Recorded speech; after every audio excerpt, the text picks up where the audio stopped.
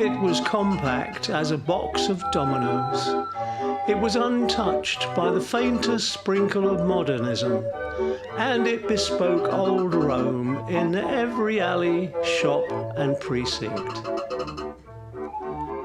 Thus wrote Thomas Hardy, one of England's most loved Victorian authors, in his novel The Mayor of Casterbridge. Dorchester was Hardy's home, and also the template for Casterbridge. In 2026, newly moved in, I learned that a Victorian street fair and parade was to be held on May the 31st to mark Hardy's birthday, with street traders, Morris dancers, mummers, poetry readings and folk music aplenty on offer, plus lots of Victorian colour and ceremony. It sounded like an ideal filming opportunity, so I gathered as much information as I could and ventured forth on the day with my camera. Stalls and fun items had been arranged along the full 500 metres length of South Street, and a series of continuing performances across the day were located at the top, middle and lower end, some looking very enticing indeed. To film everything would clearly need a lot of running, but there were overlaps in the timetables, so I thought it might be possible to film all the performances if I planned well. That sounds good, doesn't it? But you get caught up in the moment and forget where you're supposed to be. So all you can do is your best. Making lots of beautiful noise was this street organ. My name is Shane Seagrave, and I'm from Weymouth, and this is my Dutch street organ, which is called the Carillon, and it was built around 1920 in Belgium of all places, in Antwerp, by a very famous organ builder called Joseph Ursens, called Trolley, and it was hired by a street music busker, as there were several in Amsterdam at that time, and they'd take it out on the streets and play music for money. The passers-by would give them coins to hear the latest tune or their favourite waltz or whatever, and they would go home at the end of the day having earned a very good sum of money. But it's been in my custody for over 25 years because it belonged to a great friend of mine who bought it and then said, well, you take it out and have fun with it. Having fun was something he was obviously doing, and his presence certainly added a lot of sound and visual colour.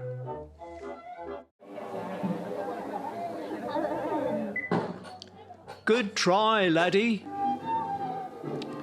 At the top end of South Street, I enjoyed listening to Lorraine and Helen, who were entertaining with folk tunes when I realised I ought to be somewhere else. So off I dash to catch these athletic chaps in action.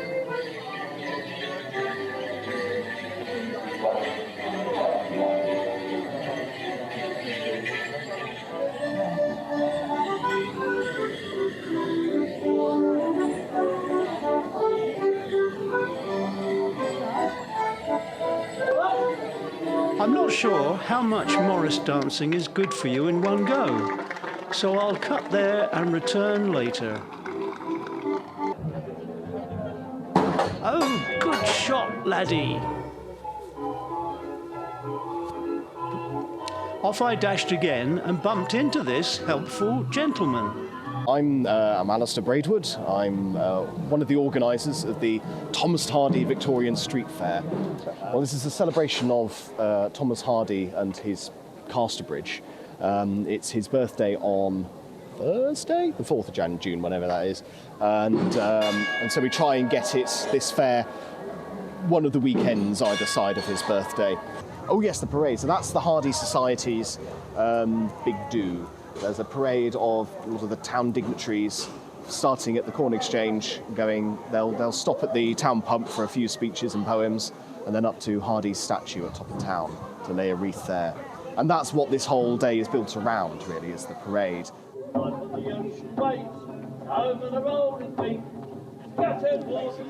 Wandering on a bit, I found this character. not a real horse. So I can be a Turkish knight on there, I can be this character, or my favourite one is St George. And these which drew me towards the mummers.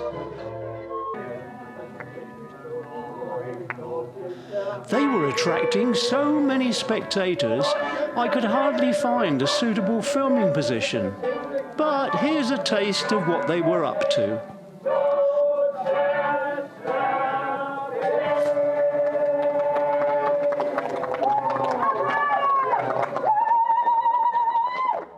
Here we go!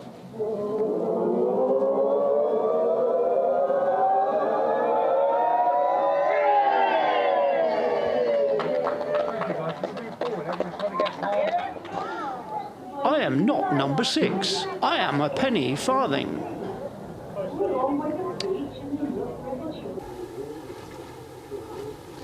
At the lower end of South Street, I came across this chap, winding up his audience, you might say. On my own ones, come my fair one, come now unto me. Could you fancy a poor sailor boy who has just come from the sea? This one? That one was a hurdy-gurdy. Ah, hurdy-gurdy man. Well, he was a barrel organ man, but that's a more medieval instrument, is it? But it was quite popular. They called him the hurdy-gurdy man because people had seen people, French people from the Huguenots, playing this windy instrument.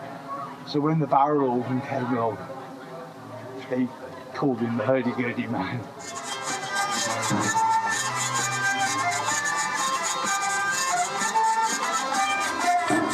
And I don't care a single pin, my boys, what the world thinks of me.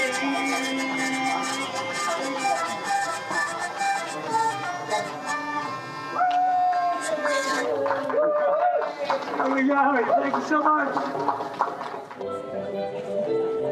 During the day, there were dance groups performing too.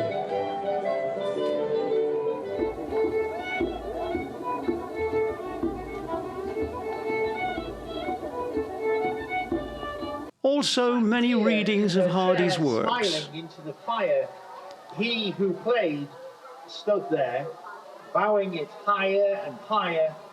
Childlike, I danced in a dream, blessings emblazoned that day. Everything glowed with a gleam, yet we were looking away. If at first you don't succeed,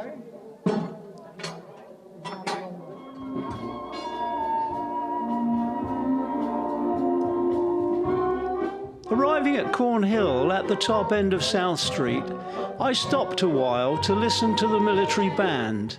And then it was time for one of my most anticipated performances. At the bottom end of South Street, of course. We are the Purbeck Village Choir. We represent a Dorset village set in the mid-1800s. We sing hymns that would have been sung in churches in that period. We'll start with a hymn written by Josiah Conder. Thomas Hardy first gave this music the name West Gallery.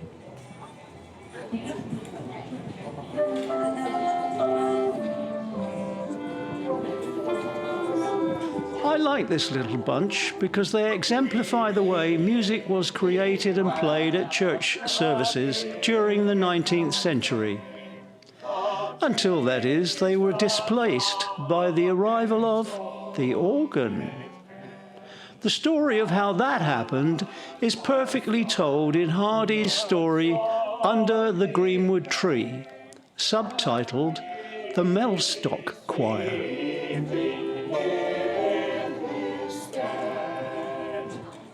En route to the top of South Street again, the trials of strength had seemingly never stopped. It's all about technique, of course, as this little girl proved, and this one.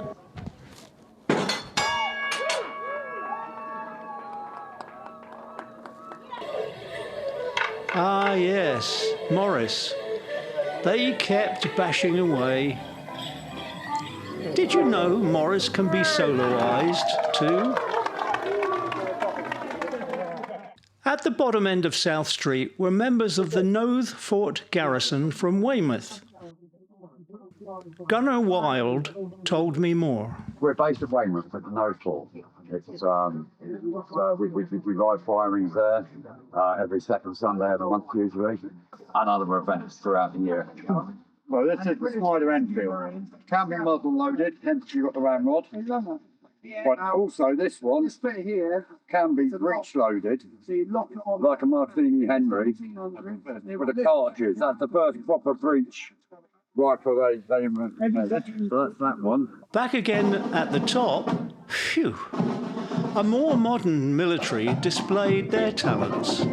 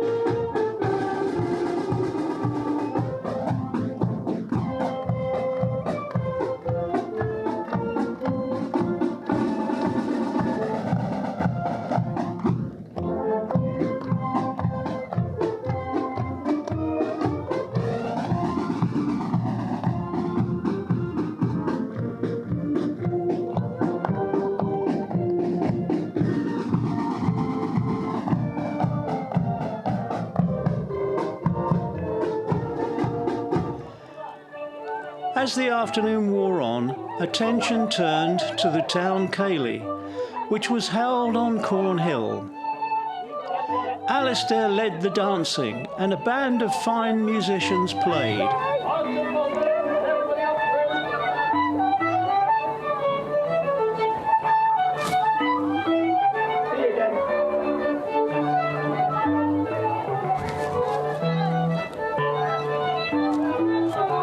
Back at the top, there we are. Ready. Wait for it, wait for it. For the finale, a mass hokey-cokey took place.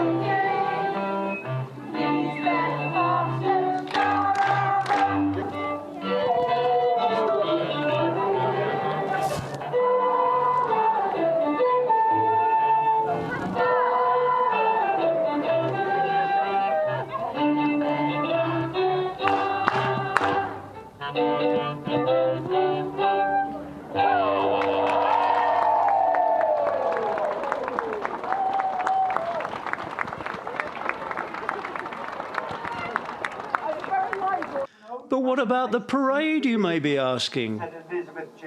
Well, as expected, the speeches honoured Hardy's literary contributions, and also those of William Barnes, another Dorchester author who wrote in Dorset dialect. who had a school here in South Street further down. We Dorset, though we mid be homely, bain't ashamed to own our place. And we've some women not uncomely nor ashamed to show their face. Though the men be muddy lagged, be they roughish, be they gruffish, they be sound and they will stand by what is right with heart and hand. After the speeches, the dignitaries set off as expected up High Street towards Hardy's statue. I prepared myself for the long march when, suddenly, they crossed the road at the first traffic lights and returned to the town hall. What I'd missed was that the parade had started earlier. The dignitaries had walked to the statue via a back route, and having paid their respects to the great man, returned the same way. Ah well, I'll know next year.